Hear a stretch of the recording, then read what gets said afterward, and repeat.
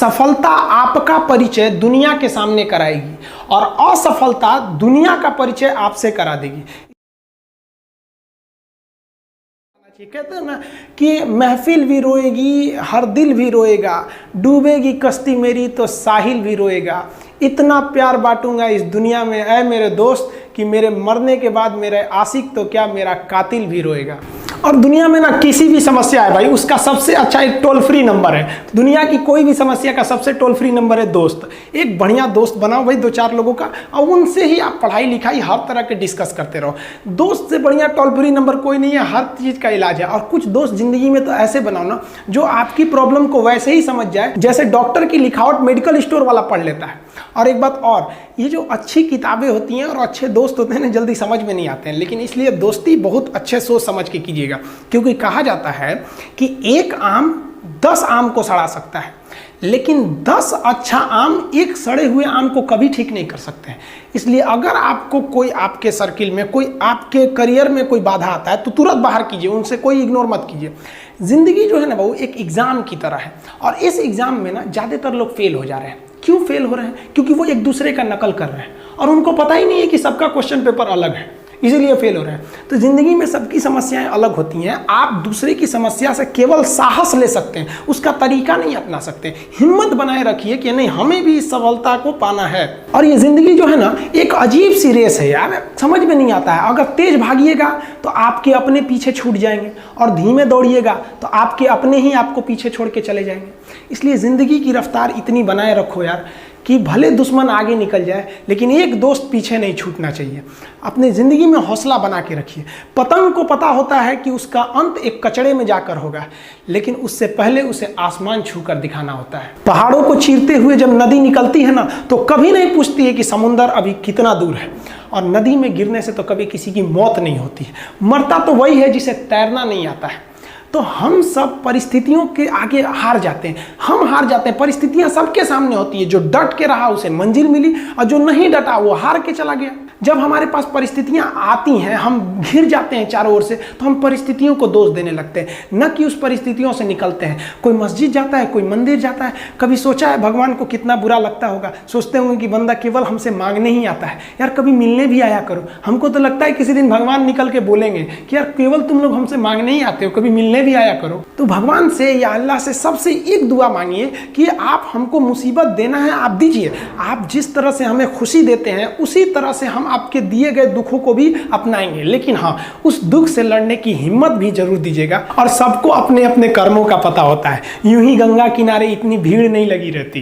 देखिए ज़िंदगी में आपसे भी कुछ गलतियां होंगी, और गलती किससे होती है? जो काम करता है, मेहनत करने वालों से ही तो गलतियां होती है। निकम्मों की तो पूरी जिंदगी निकल जाती है दूसरों में कमी ढूंढते ढूंढते। देखिए सफलता और असफलता में थोड़ा सा का अंतर है। सफलता आपका परिचय दुनिया के सामने कराएगी और असफलता दुनिया का परिचय आपसे करा देगी। इसलिए सफल जरूर होइए। देखिए 97% लोग जो है ना वो थक के किसी काम को छोड़ देते हैं, और जिंदगी भर उन 3% लोगों के लिए काम करने लगते हैं जो कभी भी हार नहीं मानते। मेहनत बता देता है कि परिणाम कैसे मिलेगा, वरना परिणाम तो बताता ही है कि आपका मेहनत कैसा था।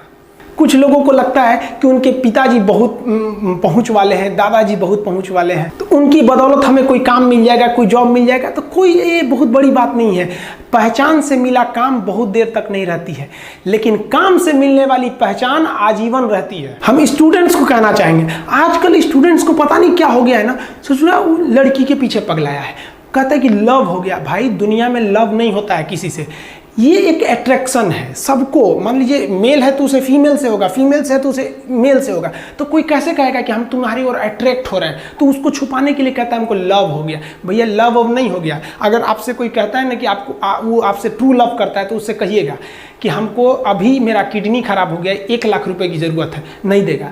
लेकिन आप अपने माता पिता से कहिएगा कि हमको 1 लाख की ज़रूरत है, और रियल में भी अगर हो जाएगा तो वो अपना शरीर बेच देंगे आपके लिए, लेकिन वो नहीं बेचेंगे। ये होता है love.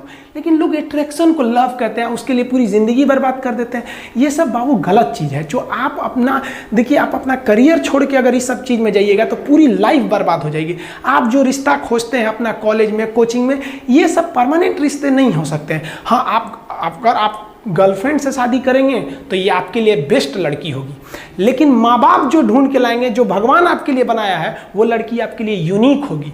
If you will best you will number one, and if you will unique you will only one. तो याद रखिएगा, जो भगवान आपको बना के जोड़ता है ना, वो रिश्ता सबसे अच्छा होता है। अपने माँ बाप को देखिए ना, क्या झगड़े नहीं हुए, लेकिन आज भी वो लोग एक साथ रहते हैं। लेकिन फिर भी आप देखिए, आजकल के जो वेस्टर्न कल्चर आ गया, क्या वेस्टर्न कल्चर हो गया समझ में नहीं आता है। प्यार और छोहाड़ा, इसकी ज़िंदगी ना 1 साल होती है, 1 साल में ही खराब हो जाता है। ये वेस्टर्न कल्चर है, हमारी भारत की संस्कृति नहीं है। हम गर्व करते हैं, हमें अहंकार है, हमें गुरूर है अपने भारत की संस्कृति पर, जहाँ एक छोटी सी बच्ची भी गुड़िया खरीदती है ना, तो उसके लिए दुपट्टा खरीदती है। और यार, अगर आपको दिल लगाना ही है तो किताबों से लगाओ ना यार, बेवफा भी निकलेगी तो मुकद्दर बना के जाएगी।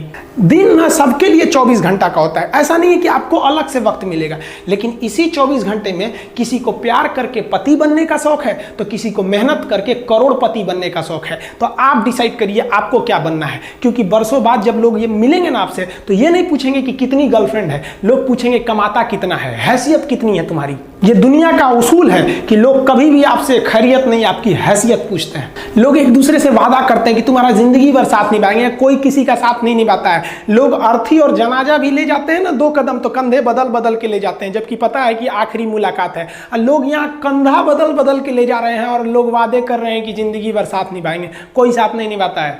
हम आप सब लड़का लड़की से कहना चाहेंगे कि अभी वक्त है, अभी सर झुका के पढ़ लीजिए।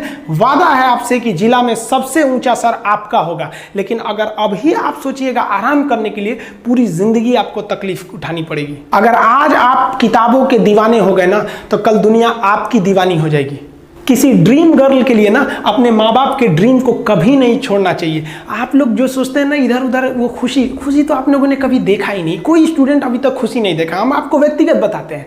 देखिए, खुशी कब मिलेगी आपको? जिस दिन आपको जॉब मिलेगा ना, और जो पहली सैलरी मिलेगी वो भी नहीं खुशी है। जब आप अपनी पहली सैलरी ले जाके अपनी माँ के हाथों में देंगे ना, तो आपकी आंखों में आंसू होगा। आप याद करेंगे कि जिस माँ की उंगलियों को पकड़कर हमने चलना सीखा, आज उसको हमने अपनी पहली कमाई दिया है। और जब कमाने लगेंगे ना, तब समझ में आएगा कि लाखों रुपए की अहमियत कुछ नहीं है, वो 1 रुपए के आगे जब माँ स्कूल जाते वक्त दिया करती थी। और गौर से देखा करो अपने माँ बाप के आंखों में, ये वो आईने होते हैं जिसमें बच्चे कभी बूढ़े नहीं होते। देखिए, जीवन में ना अपने अंदर से अहंकार बिल्कुल निकाल दीजिएगा। अहंकार बहुत ही खराब चीज़ है। कहते हैं कि अहंकार में इंसान को इंसान नहीं दिखता, छत पे चढ़ जाओ तो खुद का मकान नहीं दिखता। अहंकार नहीं करना चाहिए। छत को बहुत गुरूर था छत होने का, 1 मंजिल और बनी और छत फर्श हो गया। अहंकार कभी नहीं कीजिएगा। तूफान ज़्यादा होती है तो कश्ती डूब जाती है, और घमंड ज़्यादा हो जाती है तो हस्ती डूब जाती है। जिस दिन आपको घमंड होने लगे ना अपने आप के ऊपर कि हम बहुत बड़े हो गए हैं, हम बहुत पढ़ लिए हैं, हम बहुत सक्सेसफुल मैन हो गए, हम बहुत बड़े बिजनेसमैन, हम बहुत, मतलब जिस दिन आपको घमंड हो गया ना, उस दिन आप शमशान घाट में जाके देखिएगा, आपसे नायाब लोग, आपसे अच्छे अच्छे लोग वहां खाक बन गए। दुनिया में ना किसी से जलन नहीं रखनी चाहिए। देखिए, माचिस जो होता है ना दूसरे को जला देता है, लेकिन कभी माचिस को देखें वो खुद को भी जला लेता है। अतः अगर आप दूसरे की बुराई करेंगे, दूसरे के पीछे रहेंगे ना, तो इसमें आपका लॉस होगा। और अगर आपकी कोई बुराई कर रहा है ना, तो आपको खुश होना चाहिए कि आप आगे बढ़ रहे हैं। बुराई उसी का लोग करते हैं जो आगे बढ़ रहा होता है। जो पहले गिरा हुआ है उसकी लोग क्या बुराई करेंगे।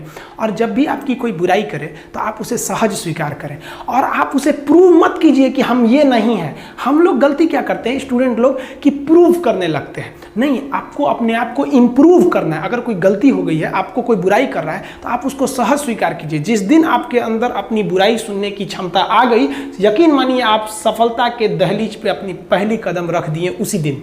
लोहा जो होता है ना, उसे कोई नहीं तोड़ सकता है, लेकिन उसी लोहे के अंदर का जो जंग लग जाता है ना, धीरे धीरे दीमक की तरह उस लोहे को खदड़ते जाता है। इसलिए अपने अंदर अहंकार को मत लाने दीजिएगा। लोग कहते हैं ना कि अहंकार बुरा है। जीवन में हम जो अनुभव किए हैं, अहंकार से भी खराब चीज होता है गुस्सा। देखिए, अहंकार उत्पन्न ही नहीं होगा जब तक आपको गुस्सा नहीं आए। आप ऐसे नॉर्मल बैठे हैं और आप किसी से कहिएगा कि तुम्हारी क्या औकात है, जब तक आपको गुस्सा ना आए। तो अहंकार एक पेड़ है और गुस्सा उस पेड़ का जड़ है। इसलिए गुस्सा जिस दिन आया उस दिन आप बर्बाद हो जाएंगे। किसी भी व्यक्ति को बर्बाद कराने के लिए सबसे जरूरी है गुस्सा दिलाना। आपको पता है लोहार जो होता है, लोहार वो जानता है कि लोहे को हम ऐसे नहीं मोड़ सकते हैं, बहुत ही शक्तिशाली है। इसलिए लोहार ना इस लोहे को ना आग में डाल के इसे गुस्सा दिलाता है। जब ये गुस्से से लाल हो जाता है ना, तो जहां गुस्सा आया आप अपनी ताकत खो देते हैं, और ये लोहा अपनी ताकत खो देता है और एक मामूली हथौड़े के चोट से लोहा मुड़ जाता है। तो जिस दिन आपको गुस्सा आ गया, समझ जाइए कि आप अपनी ताकत खो रहे हैं। जब हम जन्म लेते हैं तो जन्म से ही हमारी जीभ रहती है और मरने तक हमारे साथ जीभ रहती है, क्योंकि वो बहुत ही नरम रहती है, उसे गुस्सा वो बहुत हार्ड नहीं होती है। लेकिन जन्म लेने के बाद दांत आता है और दांत काफ़ी कड़ा होता है और मरने से पहले ही दांत चला जाता है। यानी अगर आप नरम रहेंगे तो काफ़ी लंबे समय तक रहेंगे, और जहाँ हार्ड होंगे आप वहीं आपका पतन चालू हो जाएगा। इंसान 3 साल में बोलना सीख जाता है, लेकिन उसे क्या बोलना है ये सीखने में उसे पूरी जीवन लग जाती है। शब्दों का इस्तेमाल बड़ा सोच समझ के कीजिएगा, ये आपके माँ बाप के दिए गए परवरिश का एक सबूत होता है। अतः आप अगर किसी से अपशब्द बात करते हैं तो सभ्य व्यक्ति आपको नहीं कोसेगा, बल्कि आपके माँ बाप को कहेगा कि इसे संस्कार नहीं सिखाया। ये शब्द जो होते हैं हमारी परवरिश का परिचय करा देते हैं। शब्द का इस्तेमाल भोजन की तरह करना चाहिए। जिस तरह से भोजन को बनाने के बाद थोड़ा सा चख लिया जाता है, उसी तरह शब्द को दूसरे के सामने बोलने से पहले एक बार जरूर चख लीजिएगा।